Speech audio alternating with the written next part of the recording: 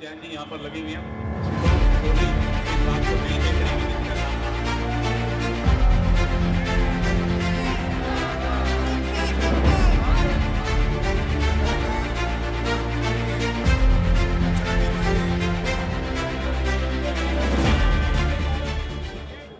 जय श्री राम,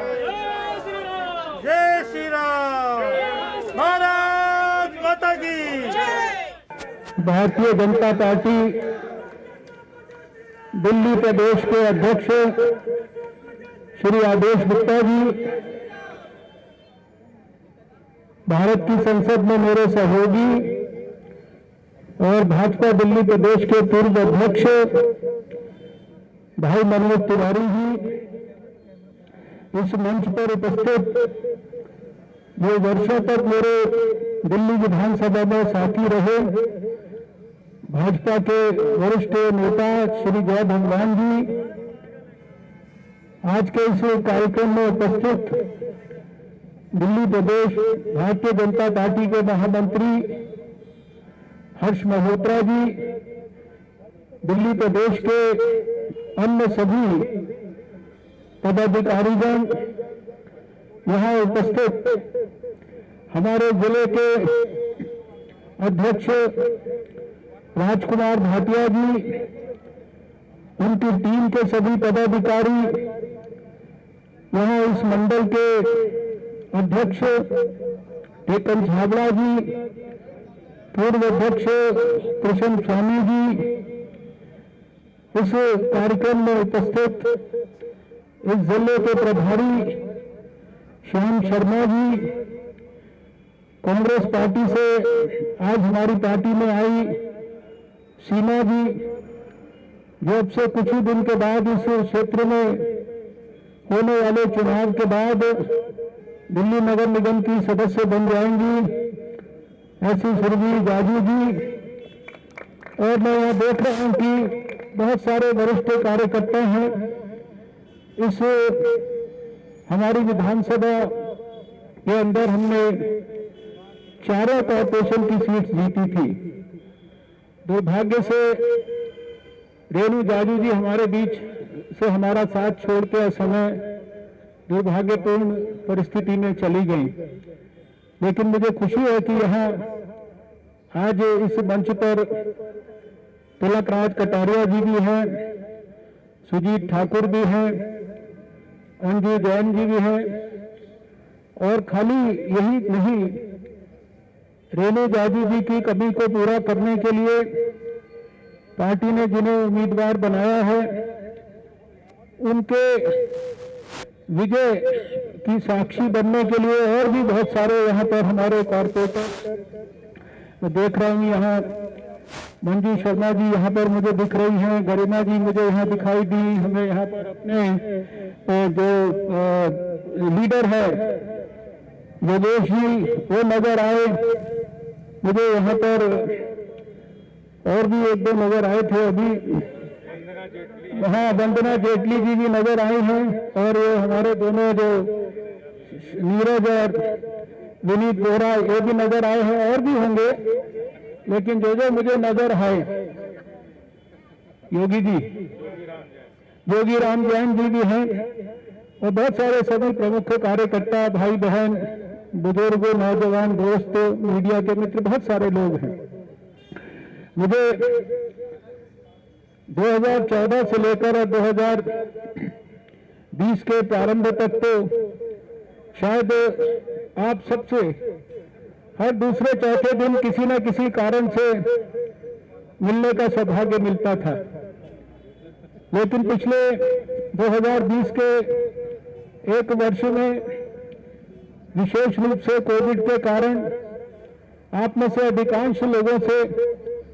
उस फ्रीक्वेंसी से कम फिजिकल मिलने का मौका नहीं मिला, जबकि हमने प्रयास किया कि हम आपसे वर्चुअल तो सारे साल भर मिलते रहे। आज इस कोविड काल में जब चुनाव हो रहा है, इतनी बड़ी संख्या में यहाँ पर आपकी उपस्थिति और आपका उत्साह देखकर जहाँ मुझे आनंद की अनुभूति हो रही है, उसके साथ साथ मुझे एक बहुत बड़ी चिंता भी लगी है। अब ये पहली चिंता आपसे मैं शेयर करना चाहता हूं। अभी जब से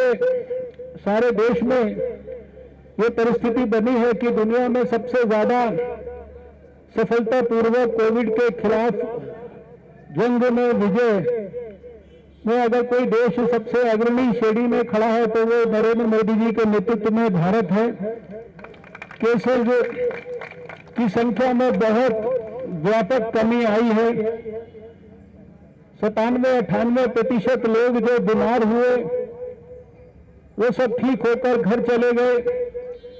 दुनिया में सबसे कम फैटेलिटी रेट हमारा है। एक दिन में 10-10 लाख टेस्ट हम कर रहे हैं और शायद दुनिया में सबसे कम समय के अंदर हमने कोविड के खिलाफ वैक्सीन का खोज करके खाली भारत के लिए नहीं अपितु दुनिया के दूसरे देशों के लिए भी वैक्सीन उपलब्ध कराने की स्थिति को गंभीरता और सफलतापूर्वक अर्जित किया है। और इसके कारण जो शायद भारत को लाभ हुआ है उससे ज्यादा मुझे लगता है कि शायद जो इसकी वजह से वो गलत फहमी हमारे समाज में फैल गई है कि अब कोविड हमारा कुछ नहीं बिगाड़ सकता, वो हमारे लिए खतरनाक परिस्थिति है। भले ही मुझे इस बात का विश्वास है कि अब कोविड शायद अपना उतना खूंखार रूप नहीं दिखा पाएगा,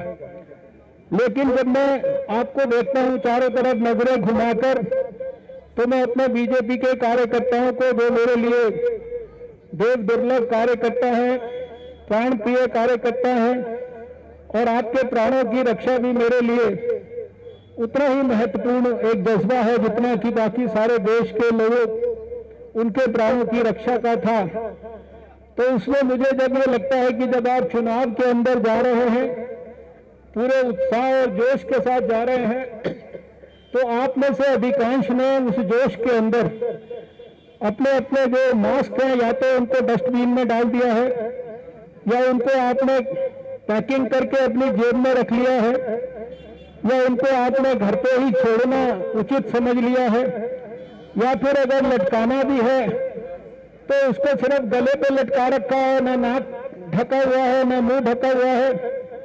और ये जो परिस्थिति है ये मेरे लिए बहुत ही चिंता का विषय है। और इसको आप ऐसा ना समझिए कि मेरे को कोई ऐसा, ये मेरी कोई रिलीजियस ड्यूटी है मास्क के बारे में बात करना, इसलिए मैं कर रहा हूं। लेकिन अगर भारत को कोविड से 135-140 करोड़ के देश को कोविड से अगर व्यापक पैमाने पर बचाने में किसी ने सबसे बड़ी महत्वपूर्ण भूमिका निभाई है, भारत के समाज में भारत के लोगों ने जिस प्रकार से प्रधानमंत्री जी के बार बार आह्वान पर कोविड एप्रोप्रिएट बिहेवियर, जिसको हमने कहा बार बार कि मास्क को पहनो, मास्क को ठीक से पहनो, नाक को मुंह को गले पर नहीं, नाक और मुंह के ऊपर जो है मास्क को ढककर रखो। प्रधानमंत्री जी ने बहुत खूबसूरती से बार बार कहा कि 2 गज की दूरी बनाकर रखो, हाथों को बराबर साबुन से धोते रहो, हाथों को अपने नाक और मुंह से दूर रखो। और जिसको मैंने नाम दिया था सोशल वैक्सीन का, आज तो असली वैक्सीन भी आ गई, लेकिन समय समय पर मैंने कहा कि भारत के लिए, दुनिया के लिए सबसे बड़ी सोशल वैक्सीन ये है। और इस संदेश को एक एक देशवासी तक पहुंचाने के लिए पूरे एक साल 117 करोड़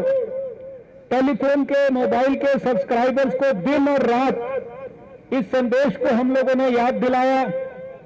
आज अगर लोगों को वैक्सीन के बारे में भी बहुत गलतफहमियां अगर हैं, बहुत सारे लोगों के दुष्प्रचार के कारण, तो वो गलतफहमियां दूर कराने के लिए भी उस साधन का प्रयोग किया। और आपको ध्यान होगा कि आधा दर्जन से ज्यादा बार प्रधानमंत्री जी ने टेलीविजन पर आकर सारे देशवासियों को संबोधित किया, और संबोधन की उनकी सबसे प्रमुख बात यही होती थी जिसकी मैंने आपसे जिक्र किया। तो जो मैं कह रहा था कि भारत को बचाने में शायद इतने बड़े देश में, जिसमें इतने गांव हैं, इतनी आदिवासी क्षेत्र हैं, इतनी स्लम बस्तियां हैं, शहरों के अंदर बड़े बड़े स्लम्स हैं, और लोग जहां पर कल्पना करते थे, जहां पर विदेशों के वैज्ञानिकों ने आकर प्रेडिक्शंस किए थे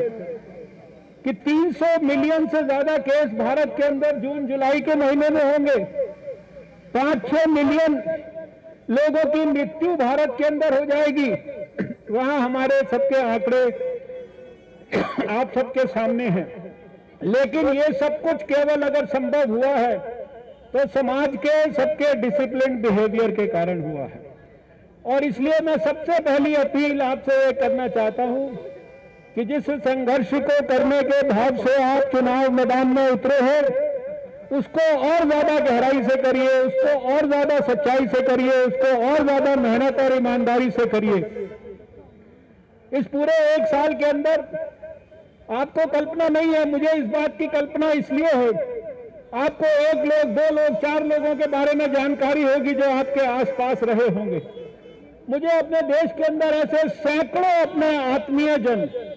हमारे वरिष्ठतम कार्यकर्ता, हमारे साधारण कार्यकर्ता, हमारे मनोज तिवारी जी जानते हैं, हमारे लोकसभा के सांसद,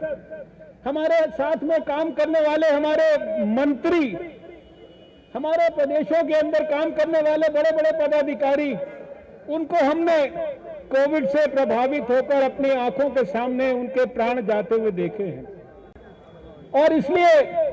मैं जब भी आप में से किसी को भी कार्यकर्ता को उस स्थिति में देखता हूं कि उसने अपना मास्क जो है उसको छोड़ दिया है गलतफहमी के कारण, लापरवाही के कारण, तो मेरे मन में एक चिंता का भाव लग जाता है। इसलिए सबसे पहली अपील मैं ये करना चाहता हूं कि आप सुरभि जाजू के चुनाव में दिल खोलकर काम करिए, पूरी मेहनत करिए। सारी बातें आपको मेरे दोनों भाइयों ने, आदेश गुप्ता जी ने और भाई मनोज तिवारी जी ने बहुत विस्तार से आपके बीच में रखी हैं। हमको कहीं किसी घर के अंदर मुंह लटकाकर, सिर झुकाकर, शर्म के भाव से जाने की जरूरत नहीं पड़ेगी। हमारे पास जिस चीज का भी चिट्ठा हम हाथ में लेंगे, हमारी दिल्ली में सरकार 93 से 98 के बीच में थी, उसके बारे में कुछ बातों का उल्लेख अभी आदेश गुप्ता जी ने किया। नरेंद्र मोदी जी की सरकार 6 वर्ष से ज्यादा 7वें वर्ष में है, उसकी जो उपलब्धियां हैं उनके बारे में तो बातचीत करना शुरू करेंगे तो सुबह से रात तक खत्म नहीं होंगी। साल भर आपको उसके बारे में बताया जाता है, मैं उसकी बात नहीं करना चाहता। अटल बिहारी वाजपेयी भारत के प्रधानमंत्री 3 बार बने, उनकी 6 साल की उपलब्धियों के बारे में आप बात करेंगे तो आपको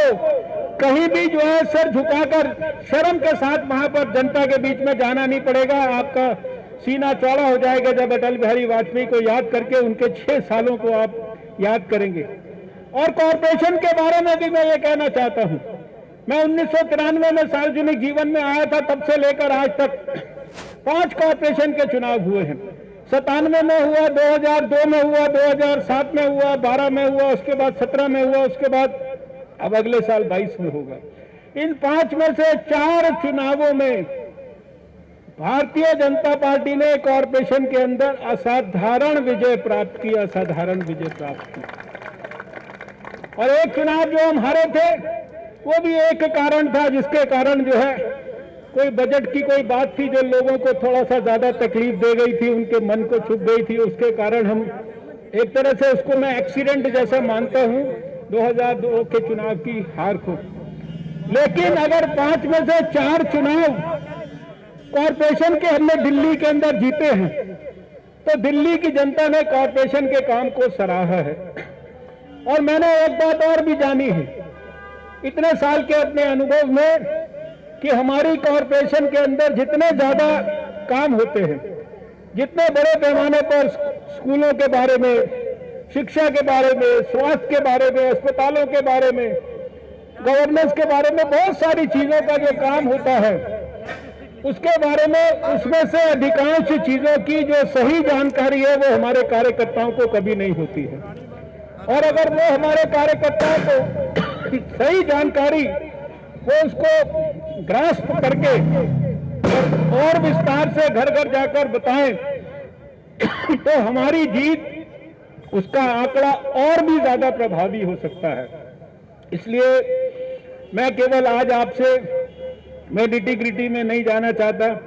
क्योंकि एक एक चीज के बारे में विस्तार से बात करेंगे तो बहुत लंबी बात हो जाएगी। दिन भी आज का ऐसा है, पुलवामा के शहीदों को हमने सबने नमन किया है, और जो दिल्ली में सरकार दिन रात राजनीति करती है,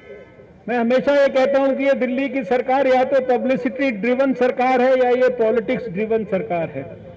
इसको केवल एक ही बात के दो एंगल्स को ध्यान रखती है, सिर्फ पॉलिटिक्स को या पब्लिसिटी को। और कोविड में इन्होंने दिल्ली का क्या हाल किया था आप सब जानते हैं कि हम लोगों को दिल्ली के अंदर किस प्रकार से इंटरवीन करना पड़ा था। एक दिन अचानक सैटरडे के दिन प्रधानमंत्री जी ने अमित शाह जी को और मुझको कहा कि आप 24 घंटे के अंदर दिल्ली के सारे लोगों को बुलाइए। ये 6 महीने पहले की बात है, जब कितनी परिस्थिति बिगड़ी थी। परिस्थिति को सुधारने के लिए भारत सरकार ने प्रयास किए। थोड़े दिन के बाद ये लोग फिर लापरवाह हो गए, फिर कैजुअल हो गए, फिर आपने देखा एक बार दोबारा से भारत सरकार को इंटरवीन करना पड़ा। और आज हम लोगों ने सारी स्थितियों के ऊपर जिस प्रकार से काबू किया है, लेकिन ये सरकार जिस तरीके का व्यवहार करती है वो आज हमारे लिए कोई ऐसा नहीं है। अब तो इनको हम लोग जो है इतने लंबे समय से अच्छी तरीके से देख चुके हैं, समझ चुके हैं, इनकी नस नस को पहचान चुके हैं। और आपके पास इतनी सारी चीजें हैं लोगों के साथ शेयर करने के लिए, हमसे भी ज्यादा शायद जनता जानती है, पहचानती है। जिन लोगों ने शायद फ्री पानी और फ्री बिजली के स्वभाव के अंदर और शायद अपने वोट को दे दिया था, वो भी अब महसूस कर रहे हैं कि हमने किस प्रकार की गलती की है। इसलिए इस चुनाव की गंभीरता को, गहराई को समझते हुए आप सब लोग, क्योंकि आपको सबको, किसी को मुझे बताने की जरूरत नहीं कि चुनाव कैसे लड़ा जाता है। मैं बार बार कहता हूं, मैं तो 2014 में जमुना पार से यहां पर आया था और आप ही ने मुझे ऐसे ऐसे करके चुनाव जिताया, लड़ाया। और ये जो शालीमार बाग की कंस्टिट्यूंसी है, इसमें तो सबसे ज्यादा मार्जिन के साथ, पहले जब साहब सिंह वर्मा यहां से जीते थे तो वो विधानसभा में हम लोगों को हमारी मीटिंग में बोलते थे मैं सबसे ज्यादा मार्जिन से जीत के आया हूं, सबसे ज्यादा मार्जिन से जीत के आया। तब मुझे लगता था ये तो गांव के हैं, ये शालीमार बाग से ये कहां इन्होंने चुनाव लड़ा। लेकिन मुझे बाद में पता लगा शालीमार बाग से उन्होंने चुनाव लड़ा। और मैं भी बार बार अभी बोलता हूं, मेरी पूरी पार्लियामेंट्री सीट में मैं जीता। पिछली बार तो 50,000 से ज्यादा मार्जिन खाली इसी असेंबली सीट के ऊपर जो है हमारा जो था 52,000। तो यहाँ के इस क्षेत्र के कार्यकर्ताओं का योग्यता, उनका पोटेंशियल, ये सब कुछ जग जाहिर है, टाइम टेस्टेड है, प्रूवन है। और 4 में से 4 कॉर्पोरेटर इसी विधानसभा में हमने जीते थे। इसलिए कोई सोचने समझने की बात नहीं है। लेकिन जैसे मास्क को कैजुअली ले रहे हो, चुनाव को भी कैजुअली मत लेना, मेरा आपसे हाथ जोड़कर ये आग्रह है। इन्हीं शब्दों के साथ ढेर सारी शुभकामनाएं और हमारा आशीर्वाद सुरभि जाजू जी को है। ये शायद ये रेणु जाजू जी के प्रति हम सबकी शायद इस चुनाव में जो भी हम आहुति डालेंगे वो उनके प्रति सच्ची श्रद्धांजलि होगी, ऐसा मैं मानता हूं। आप सबको ढेर सारी शुभकामनाएं, बहुत बहुत धन्यवाद। नमस्कार, जय हिंद, भारत माता की जय।